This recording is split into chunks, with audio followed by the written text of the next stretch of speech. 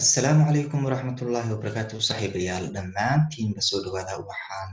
idiin soo gudbinayaa idiina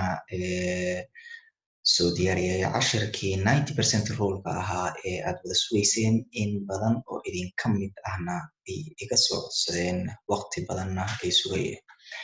90% ruleka waa cashir aad iyo aad u muhiim ah oo haddii aad fahanto kuna dhaqanto runtii istiraatiijiyadaadana ku dabaqdo wax badan kaa bedeli doono kaana dhigi doono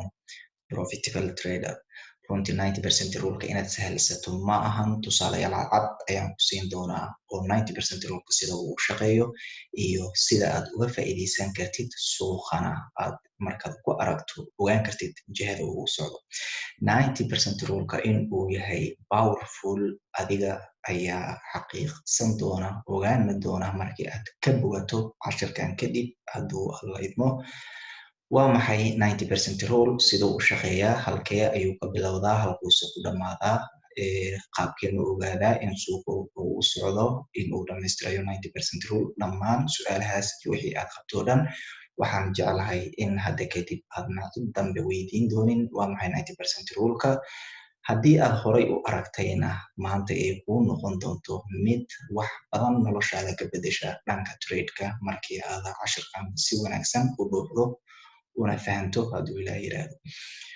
90% ruleka waxaad u isticmaali kartaa high time frameka iyo low time frameka labadaba waad u isticmaali kartaa waxaadna targetkaaga dhiganaysaa meesha uu ka bilowday correctionka mar waliba correctionka meesha uu ka bilowdo ayaan waxaan dhiganaa roylaynkeena waxaanu ognahay 90% ruleka in uu correctionka ku dhammaado kadibna uu si impulsive ah u tago correctionkii markii hore uu ka kacay amaba uu ka bilowday tusaale waxaan haysanaa ascending channel ayaan haysanaa oo aan usoo raacayno short position waxaana ka fiirinaynaa priceka inuu ascendingka muxuu u jabiyey ayaan ka fiirinaynaa ma impulsive ahaan ayuu u jabiyey mase corrective ahaan ayuu u jabiyey haddii uu suuqu u jabiyo impulsive ahaan dayliga ama weekliga marka waxaan ogaanaynaa in suuqu u jihaystay 90% ruleka oo micnaheedu ay tahay in priceku uu dhammaystiraya meeshii uu markii hore ka bilowday haddana waxaan jeclahay in aan idin tuso tusaalayaal cadcad in aan idin tuso meeshan waxaan haysanaa USD cat ayaan haysanaa USD cat waxaan haysanaa bear flag 90% rulekana waxaad ka helaysaa mar waliba waa bear flagga iyo ascendingka iyo bear flagga mar waliba 90% ruleka ayay buuxiyaan impulsive ayaan haysanaa halkan meeshanna waa correctionkaas waxaa muhiim ku ah in uu kuu buuxiyo suuqii oo aadan degdegin oo aadan halkan oo kale markuu marayo suuq aadan dhihin 90% ruleka ayuu dhammaystirayaa mayo waa qalad ee waxaad ogaataa suuqa waa inaadan emotion ku gelin iyo degdeg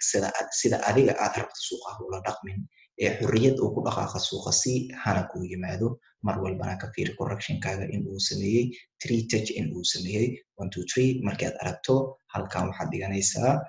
raylaynkaaga ayaad dhiganaysaa oo meeshan waa 90% rule oo waxaan ognahay meeshan in uu priceku kusoo laabanayo ayaan ognahay marka corrective ahaan markii uu suuqi ku baxo oo halkan uu correctionkan samaysto ascendingkan correctionka ah markuu samaysto meeshan ayaan dhiganaynaa annaga 90% ruleka raylaynkeena halkaas ayaan dhiganaynaa kadibna waxaan ka fiirinaynaa in ascendingkeena ama bear flagga intaba ay sameeyeen 1 2 3 in ay sameeyeen kadibna markaas ayaan risk entrygeena halkan ka qaadanaynaa ama markuu soo dhaco kadib 15 minutka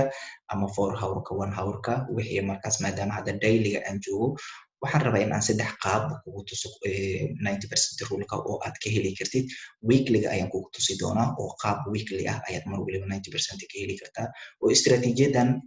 ma ahan istiraatiijiyad u qaas ah low time frameka iyo high time frameka maaha ee waa istiraatiijiyad dhammaan high time frameka iyo low time frameka aad ka heli kartid 15 minutka ayaad ka heli kartaa 1 hourka ayaad ka heli kartaa 4 hourka dayliga iyo weekliga ayaad ka heli kartaa hadda waxaan joognaa 1 day ayaan joognaa sidaad aragtaan waxaan ku geyi doonaa 1 week ayaan ku geyi doonaa kadibna 4 hour iyo 1 hour ayaan ku geyi doonaa oo tusaalayaal cadcad ayaan kugu siin doonaa marka markii aad aragto halkan 3 touchka risk entry haddii aad taqaana qaabka loo qaato waad ka qaadan kartaa risk entryga haddii kale waxba suuqii haddaba ordin asaga ayaa entry ku siinayo oo correctionkan tight flag meesha ku samaysto ayaad ka qaadanaysaa kadibna intaas impulsivekan in aad qabato ayaa ku muhiim ah haddii ay noqoto in meeshan aad ku xirato oo halkan waxaad arkaysaa iyadana in ay tahay 1 2 3 oo meeshan ayuu soo dhamaystiraya suuqa meeshan markii uu soo dhamaystiro oo 90% rule halkan waa 90% rule taasna ayadana waa inaad fahamto markuu halkan dhamaystiro ayaad waxaad fiirinaysaa suuqa ma wuxuu u jebiyey corrective ahaan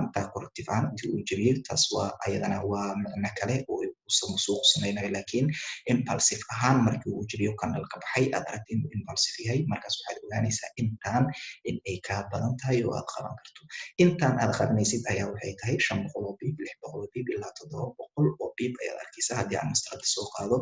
oo aan meesha trade lane uu yaallo ilaa iyo halkan hadda 90% roolka aan dhigo 590 bib inay tahay ayaad arkaysaa marka intaan way kugu filan tahay adiga waxba emotion ha isku gelinin oo waxba emotion suuqa ha ku gelin entry suuqaas ayaa ku siinaya suuqa okay hadartaana waxaan balay garaynaynaa pricekii iyo waxa uu sameeyey ayaan isla fiirinaynaa suuqa uu soo dhaqaaqay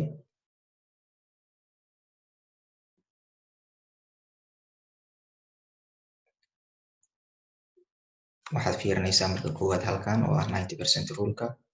wuu yimid wuu jebiyey kadibna waxaad fiirinaysaa meeshaas correction markuu ku samaysto sida uu suuqii markaas u baxay ayaad fiirinaysaa oo ah halkan qaab noocay ah ayaa loo jebiyey meesha aan ka hadlayno waa halkan qaab noocay ayaa loo jebiyey meeshan ma impulsive ahaan ayaa loo jebiyey ascendingkaaga iyo correctionkaaga ma trade lane ku yaala ma impulsive ahaan ayaa loo jebiyey mase corrective ahaan ayaa loo jebiyey impulsive ahaan ayaa loo jebiyey impulsive ahaan marka loo jebiyo oo dailyga aad ku fiiriso weeklyga 4 hourka iyo 1 hourka waxaad ogaanaysaa in loo socdo high probabilitygaaga in uu yahay in lasoo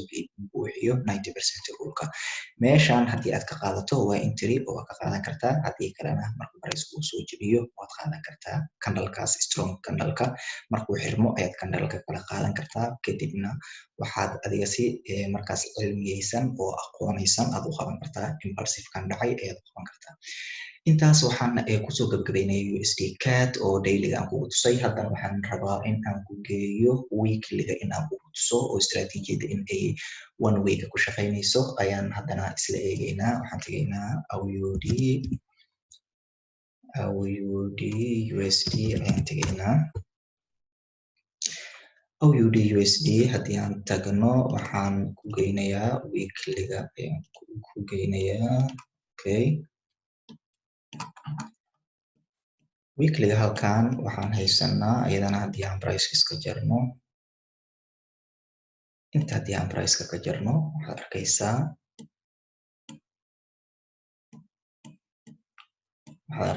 in suuqa wax yar uu dhiman yahay sidaan oo kale markii aad aragto waxba ha qaadanin ha degdegin suuq price kuli ha tago ha isdhamaystiro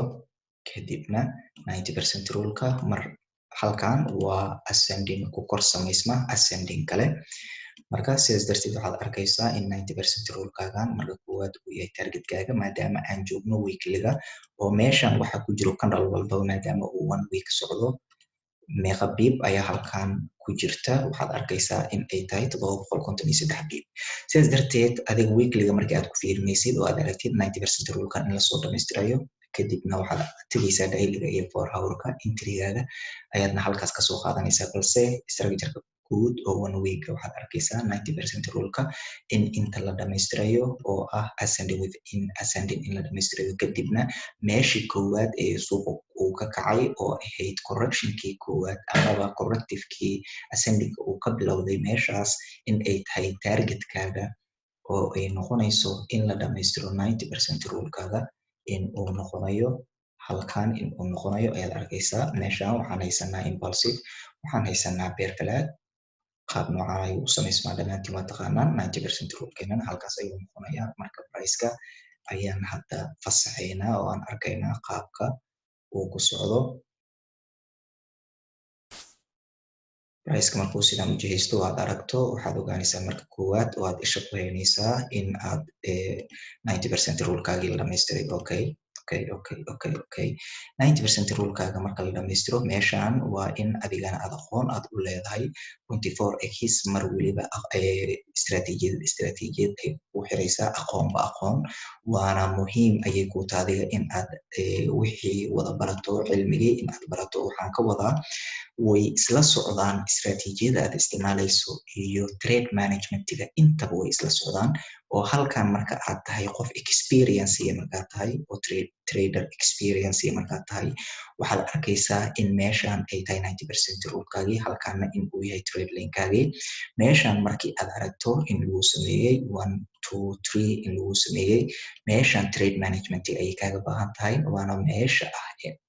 meesha in aad tradeka in aad si wanaagsan ula macaamisho meesha lagaa doonayo. Kadib halkan markii uu suuqa ku laabto maxaan soo baranay oo aan idin iri mar waliba uu price ku laabto la yaab yuusan idinku noqonin ee structure dhiman ayuu soo dhamaystiraya oo ah meeshan waxa aan ka haysano ah double topka aan halkan ka haysano 1 2 halkan ayuu double top ka soo sameynaya kadibna sidaas ayuu soo daadanaya oo M style ayuu meeshan ku sameynaya ama M pattern ayuu meeshan ku sameynaya. Marka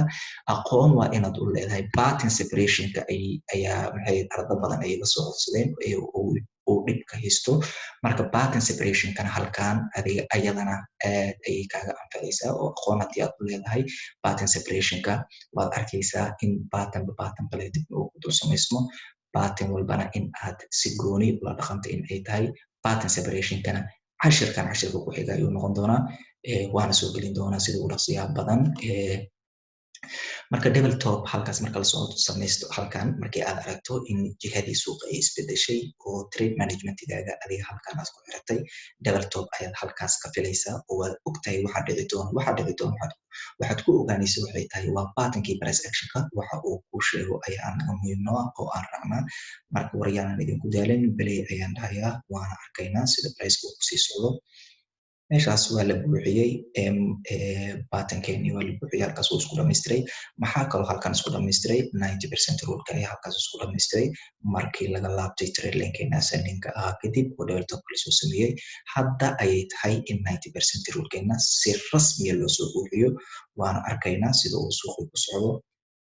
price ku socdaa kadibna hadda waxaa dhacayo in si caadi uu soo daato oo uu tago sidan ayaa hadeertan targetkaagii lagu tagay oo halkan meeshan volatility news ah iyo maxay ahayd qaabka suuqa loo buush gareeyaba meeshan waxaad arkaysaa in ay tahay jihadii saxda ahayd oo 90% ruleka ahayd in suuqii uu si rasmiya u tagay amaba uu si rasmiya isku soo dhamaystiray. Markaana sidaa ayaad weekliga ugu fiirsan kartaa uguna arki kartaa in 90% rulekaaga qaab noocan oo kaleeta u dhamaystiray. maadaama aan idin tusay 1 weekga iyo dailyga haddana waxaan idin geynayaa 4 hour iyo sida aad ugu isticmaali karto istiraatiijiyadaada. lacag kale ayaan kugu tusayaa waa lacagtii saddexaad oo aan haddana example-ka kugu tusayo KDJPY ayaan tegaynaa. KDJPY markii aan tagno waxaan idin geynayaa 4 hour ayaan tegaynaa. 4 hour halkan 4 hourka halkan waxaan aragnaa in aan haysano KDJPY in aan haysano meesha uu price-ku ka bilowday ee ah halkan raylinkeena aan dhiganay oo ah corrective-ka meesha ascending-ka uu ka bilowday iyo ascending within ascending oo mar waliba ah high probability ascending ku dul samaysma ascending kale 1 section 1 section 2 section 3 meeshan waa hadda wixii aan weekliga kusoo arkaynay ayaan waxaan ku arkaynaa 4 hourka ayaan ku arkaynaa. waxaadna ogaanaysaa istiraatiijiyadan powerful in ay tahay oo ay tahay istiraatiijiyad aad iyo aad u cajiib ah 90% ruleka sababtoo ah waxaan idin tusay ascending year oo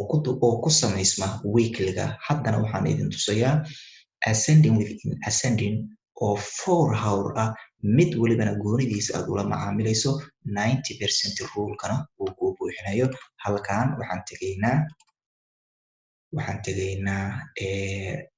mini ascendingkeena ayaan tegaynaa kadibna 90% ruleka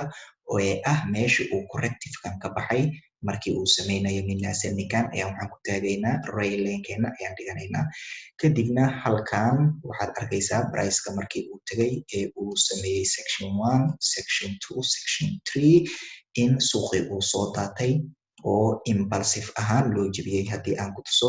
halkan waxaa loo jebiyey waa impulsive ahaan gaabkan dhacay ee habeenka suuqa uu furmayo halkan gaabka ka dhacayo ogow waa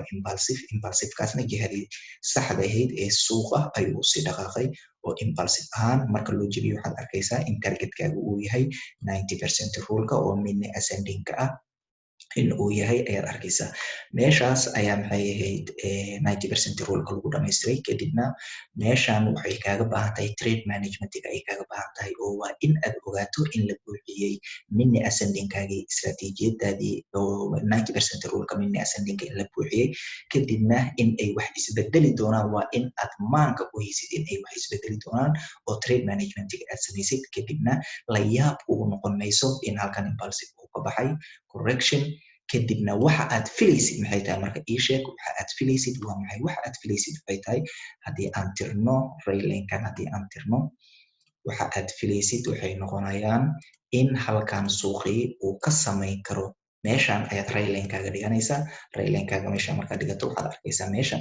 in ay suurtagal tahay in suuqii uu ka sameeyo double top in uu halkaas ka sameeyo meeshan double topka uu ka sameynayo suuqa waxaan idin baray in double topka loola macaamilo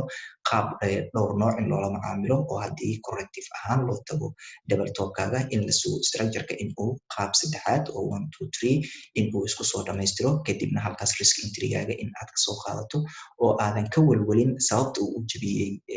priceka corrective ahaan markuu u jebinayo structureka ascendingka ama structureka corrective ayuu soo dhamaystiraya kadibna hal si caadiya ayuu sidaas ugu soo daataa markii uu u jebiyo impulsive ahaanna waxaan idin iri jihada suuqa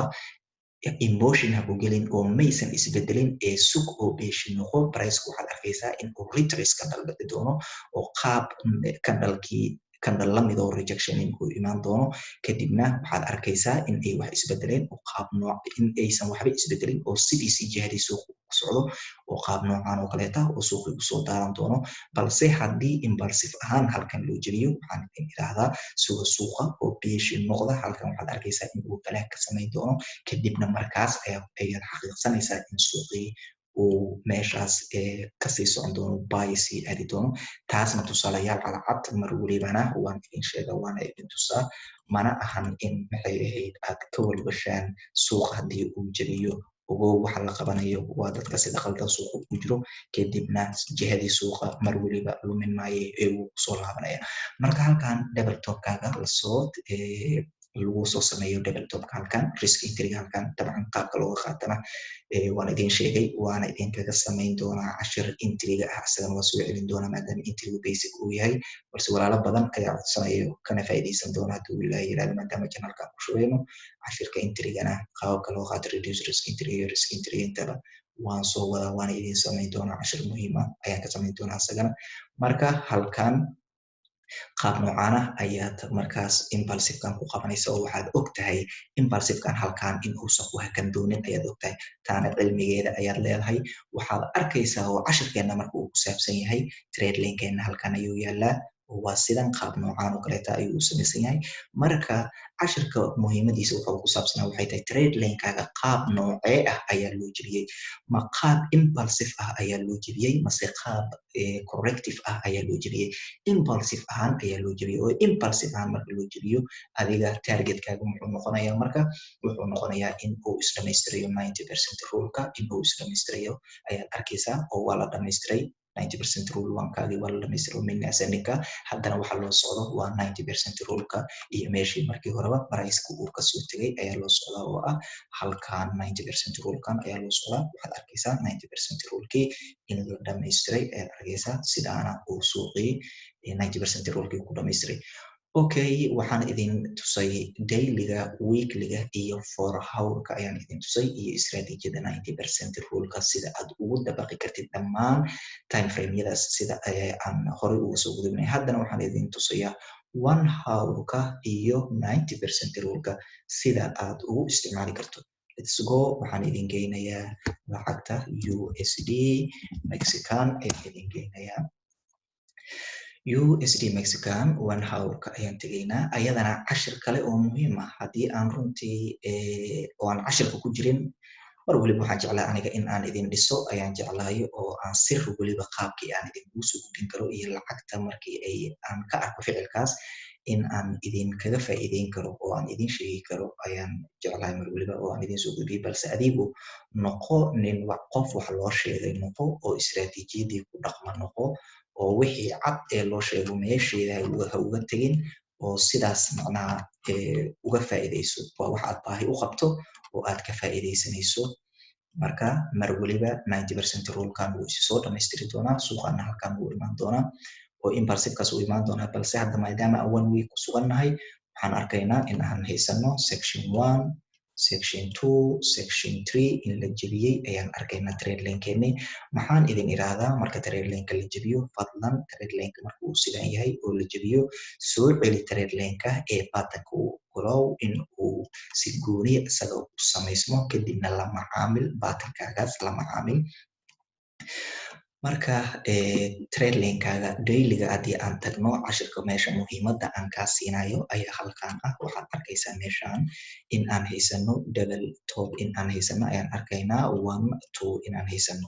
Marka double top-kan ma la jebiyey mase lama jebinin waa wixii hadda aan ka hadlayay. Waa la jebiyey double top-kaaga qaab noocee ah ayaa lagu jebiyey. Waxaa lagu jebiyey corrective ahaan ayaa lagu jebiyey oo qaab noocaan oo kaleeta ayaa lagu jebiyey mase impulsive ahaan ayaa loo jebiyey. Waxaa lagu jebiyey impulsive ahaan. Impulsive ahaan haddii loo jebiyey wayga sel ay kusoo aadi doonto oo aad beeshinka u tahay waxa weeye in uu dhaco candle la mida candle-kii buy-ga ahaa candle la mida in uu dhaco ayaad sugaysaa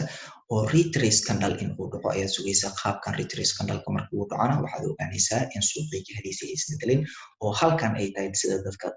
emotion-ka ah ee markay arkaan in double top-kii wax yar price-ka uu ka kormaray in ama support iyo resistance-ga dadka isticmaala wax yar markii uu 10 biib ama 5 biib ka kormaro price-ka in ay dhahaan suuqii buy ayuu aaday wajahadii buy ayaa loo sii push garaynaa. Taana indhahaaga ayaa ku macallin ah in ay tahay gebi ahaanba wax qaldan waxaas la isticmaalayo iyo emotion-kaas aad isticmaali jirtay haddii aad ba isticmaalaysay in ay ahaayeen wax qaldan in ay ahaayeen price-kii ayaa ku macallina iyo indhahaagii ayaa ku macallina. Meeshan marka maadaama aan iri impulsive ahaan marka loo jebiyo retrace candle ayaa dhacay. Sideen u arki karaa retrace candle-ka? Hadda waxaan joognaa daily-ga 4 hour-ka haddii aad tagto retrace candle-ka ayaad arkaysaa oo si clear ah waxaad u arkaysaa in uu dhacay retrace candle in uu dhacay ayaad arkaysaa. Waana kana candle ka waa in uu noqdo 100% candle-kii uu dhigma ama 50% in uu ku xirmo oo halkanna uu candle kale ka dhasho. Qaab noocaas ah oo waliba waxaad arkaysaa in halkan aan haysano ascending ah 1 2 3 in aan haysano ayaad arkaysaa. Marka qaab noocaas oo kaleeta ayaad ula macaamilaysaa pattern-iska. Marka cashirkaas kuma saabsanayn laakiin wuxuu ahaa sir kale iyo cilmi kale oo aan kugu kordhinayo ayuu ahaa. Waxaana jeclahay in aad ka faa'iiday 1 minute in aan kaaga faa'iideeyey ayaan jeclahay. Marka 90% rule-keena iyo sharciga oo sida 1 hour-ka asagana uu aad ugu isticmaali karto 1 hour-ka ayaan halkan ayadana ku rabaa in aan kugu taxliiliyo kuguna soo bandhigo. Meeshan waxaan haysanaa double top ayaan haysanaa runtii lacagtan waa ka faa'iideysanay. waxaan jeclahay in idinkana aad noqoteen kuwa ka faa'iideystay 1 hour-ka. Waxaan haysanaa double top-keena in corrective ahaan loo jebiyey inaan haysanay 1 2 3 inaan haysanay kadibna retrace-ka uu dhacay move-kan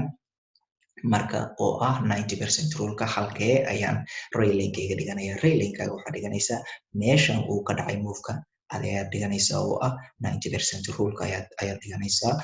Meeshan marka waxaad arkaysaa in suuqii waa isla mid wixii aan kuu sheegayo oo ah suuqa trade lane-kaaga waxaa loo jebiyey corrective ahaan mise waxaa loo jebiyey impulsive ahaan ayaa loo jebiyey. Waxaa loo jebiyey halkan waxaad arkaysaa in ay tahay impulsive ahaan in loo jebiyey ayaad arkaysaa.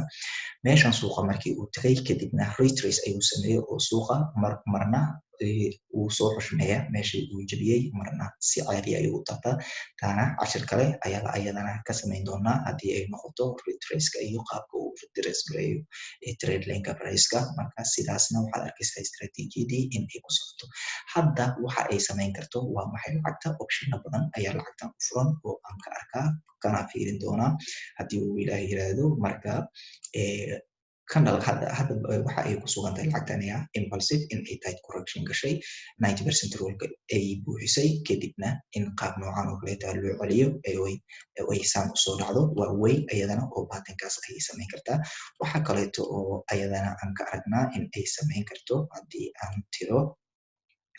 in ay samayso in la push gareeyo halkan correction ay ku gasho kadibna la push gareeyo meeshan. Markaas waxaan samaynaynaa pattern separation ayaan samaynaynaa oo halkan ayaan trade lane-kan ka tiraynaa, waxaana saaraynaa trade lane kale ayaan halkan saaraynaa. Trade lane kale ayaan halkan saaraynaa. Haddii aan wax yar soo celino sidaas oo kale trade lane ayaan saaraynaa. Meeshan ayadana trade lane ayaan saaraynaa. Halkan ayadana trade lane ayaan saaraynaa. Meeshan waxay noo noqonaysaa section 1 section 2 3 kadibna halkaas ayaan kasoo sell garay karnaa, ama haddii ay noqoto in impulsive ahaan hadda loo jebiyo halkan sug kadibna waxaad qabanaysaa impulsive kan kale ayaad qabanaysaa oo correction halkaas tight correction haddii uu ku sameeyo waxaad arkaysaa in triple top loo socdo oo halkan suuqii mar saddexaad uu tegi doono kadibna uu soo sell oo aad halkaas kasoo sell garay karto kadibna aad impulsive kan qaban karto. Tanna waxay u baahan tahay cilmi ayay u baahan tahay iyo adiga in aad maxay ahayd cilmigaadii kor u qaado. Waxaan idinkula talinayaa mar waliba nafsadiina in aad maalgashataan walaalayaal. Nafsadiina maalgashta, wax barta, kadibna waxaad keenaysaan oo aad helaysaan waxbarashadii aad barateen iyo juhdigii naftiina aad geliseen faa'iido u dhiganto ayaad helaysaan. Intaas in aad 90% ruleka idinkugu hagar baxay kana faa'iideen ayaan jeclahay wax badan. Wasalaamu calaykum waraxmatullaahi wabarakaatu.